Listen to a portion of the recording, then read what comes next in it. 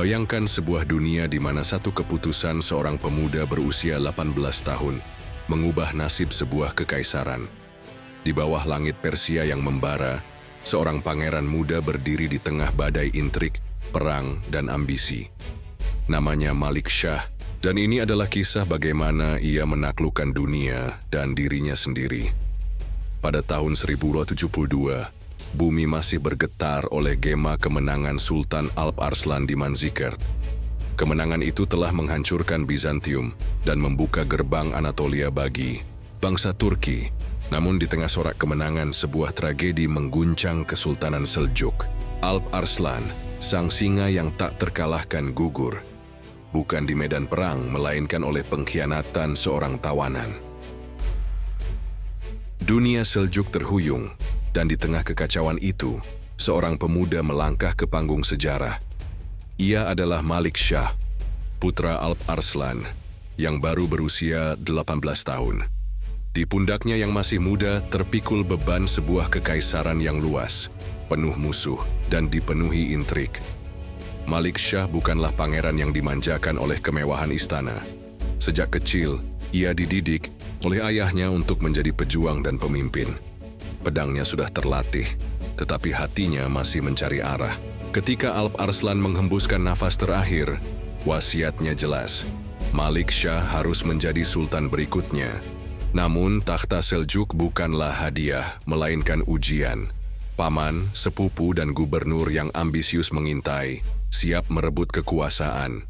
Dan di mana, luar istana, musuh seperti Bizantium, Fatimiyah, dan suku-suku pemberontak mengasah pedang mereka. Namun Malik Shah tidak sendirian. Di sisinya berdiri Nizam al-Mulk, wazir legendaris yang menjadi otak di balik kejayaan Seljuk. Nizam bukan sekadar penasihat, ia adalah arsitek kekaisaran, seorang cendekiawan yang memahami bahwa kekuatan sejati bukan hanya dari pedang, tetapi juga dari pikiran. Dengan tangan besi dan visi yang jauh ke depan, Nizam al-Mulk membimbing Malik Shah melewati badai awal pemerintahannya. Pemberontakan di Khorasan dipadamkan, gubernur yang tidak setia dilengsarkan, dan takhta Malik Shah akhirnya kokoh. Di bawah pemerintahan Malik Shah, Kesultanan Seljuk mencapai puncak kejayaannya. Wilayahnya membentang dari tepi Laut Kaspia hingga Syam, dari Anatolia hingga perbatasan India. Ia bukan hanya seorang penakluk tetapi juga seorang pemersatu. Malik Shah memahami bahwa kekaisaran yang luas membutuhkan lebih dari sekadar kemenangan militer. Ia membutuhkan jantung yang berdetak dalam harmoni. Salah satu pencapaian terbesarnya adalah memperkuat otoritas Sunni di bawah kekhalifahan Abbasiyah. Di masa ketika Fatimiyah Syiah mengancam dari Mesir, Malik Shah dan Nizam al-Mulk bekerja sama untuk menegakkan ajaran Sunni. Mereka mendirikan Madrasah Nizamiyah di Baghdad, sebuah institusi pendidikan yang menjadi mercusuar ilmu pengetahuan Islam. Dari sinilah lahir para ulama, filsuf, dan ilmuwan yang akan membentuk masa depan dunia Islam. Bayangkan, di tengah hiruk pikuk pasar Baghdad, para pelajar dari seluruh penjuru kekaisaran berkumpul, mendiskusikan teologi, astronomi, dan matematika. Malik Shah bukan hanya sultan, ia adalah pelindung ilmu. Di lapangan perang, Malik Shah tak kalah gemilang.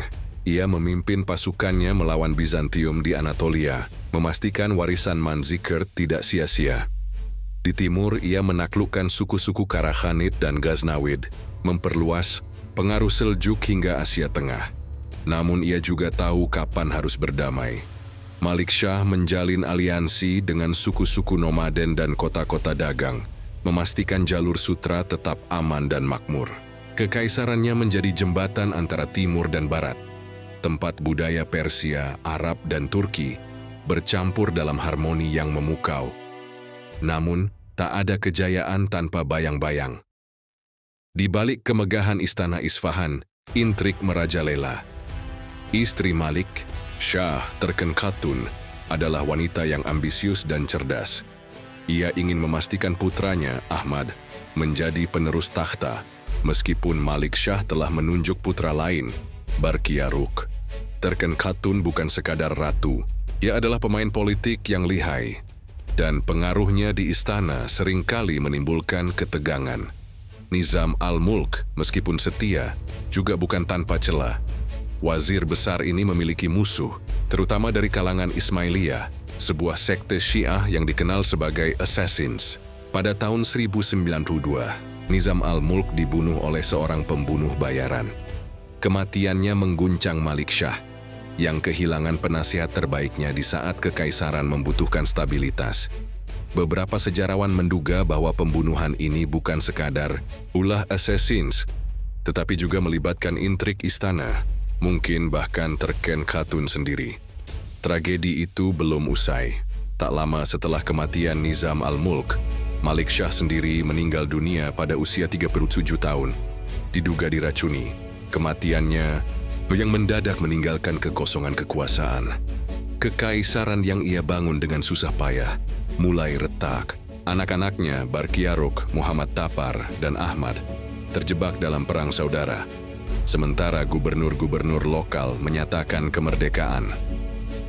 Kesultanan Seljuk yang pernah begitu perkasa mulai memudar.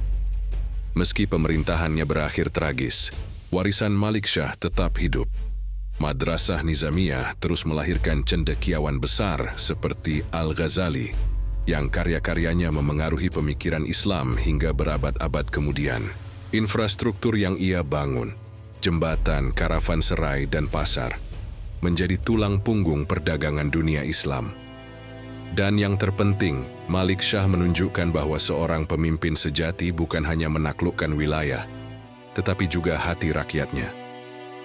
Kisah Malik Shah adalah cerminan dari ambisi, keberanian, dan kerapuhan manusia.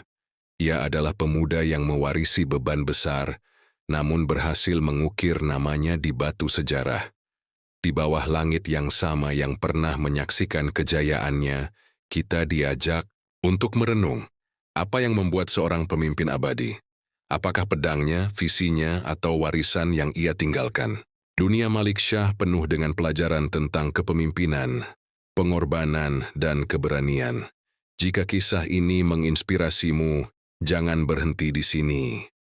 Telusuri lebih dalam sejarah Kesultanan Seljuk, baca karya-karya Al-Ghazali, atau tonton serial seperti Alparslan, The Great Seljuks untuk merasakan semangat era itu.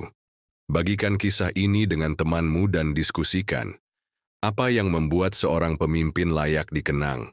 Atau kunjungi situs seperti x.ai Grok untuk menjelajahi lebih banyak cerita sejarah dengan bantuan AI cerdas. Mari bersama-sama menghidupkan kembali sejarah.